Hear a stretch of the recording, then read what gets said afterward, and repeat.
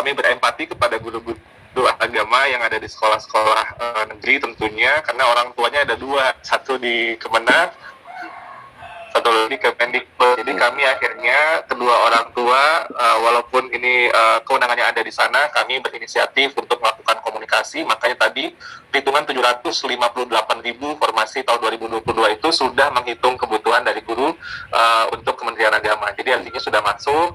Nah, yang modul nanti kami akan tanyakan kembali Pak Sutopo, karena ini bukan kami nanti salah loh, ini bikin soalnya atau bikin modul belajarnya, karena bikin soalnya dari Kementerian gitu. Jadi nanti kami akan mengingatkan kembali. Untuk tenaga pendidikan ini kami sudah sampaikan juga, termasuk di Komisi 10 kemarin, bahwa kita akan memperjuangkan ini untuk tenaga pendidikan. Namun demikian Bapak Ibu tentunya paham bahwa ini formasi itu ada dari Kemenpan RB ya, yang akan menentukan keputusannya formasi ini. Tapi kami akan terus memperjuangkan ini. Ini sudah kami hitung berapa kebutuhan, pengajuannya nanti akan kami lakukan tentunya. Kita kaji bagaimana strateginya, tapi keputusan akhir ada di Parpenas. Terkait dengan yang sudah lulus passing grade, apakah bisa tadi yang sudah saya sampaikan, ini menegaskan apa yang Mas Menteri sudah sampaikan, perjuangan kita Pak Sutopo dan Bapak Ibu semua, nggak perlu lagi teman-teman Bapak Ibu yang sudah lulus passing grade untuk ikut ujian lagi. Jadi gimana langsung ketika ada formasi itu bisa ditempatkan. Nah, tadi Pak Sutopo mengajukan usulan kalau bisa daftar di Pemda lain. Saya rasa ini memungkinkan, Pak. Ini kan namanya optimalisasi ya, Pak.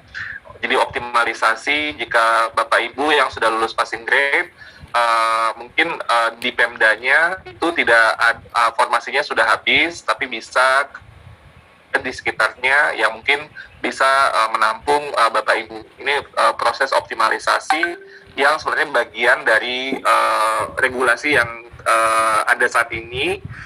Sesudah tahap 3 selesai, kita akan adakan optimalisasi. Jadi ini sudah ada dalam regulasi Pak Sutopo.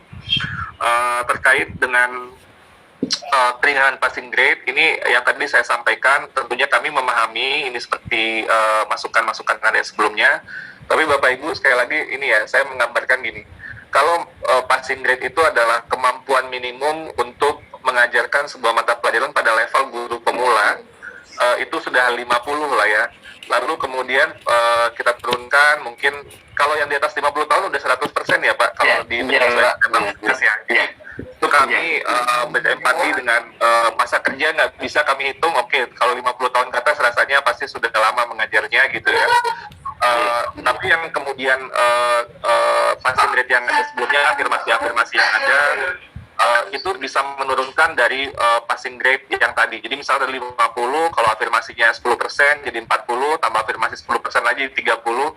Kalau terus diturunkan Pak, jadi 20, jadi 10. Jadi untuk menjadi guru kan kita malu sendiri nanti. Masa mau mengajar kita nanti nilai passing grade-nya 10 atau 20, padahal yang passing grade awalnya itu sudah kemampuannya minimum sekali dari level guru pemula. Jadi itu mohon dimaklumi. Tapi kami akan mencari mekanisme tadi ya, yang tadi sudah disampaikan, apakah memudahkan ya masa kerja dan lain sebagainya. Itu catatan-catatan yang akan terus kita lakukan.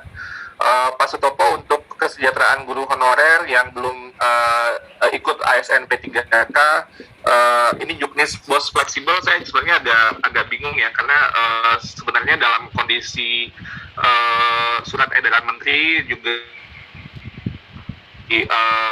dari Persesjen ya, yang tentang keadaan darurat saat ini, bahwa penggunaan dana BOS kita masih dalam kondisi darurat Bapak Ibu.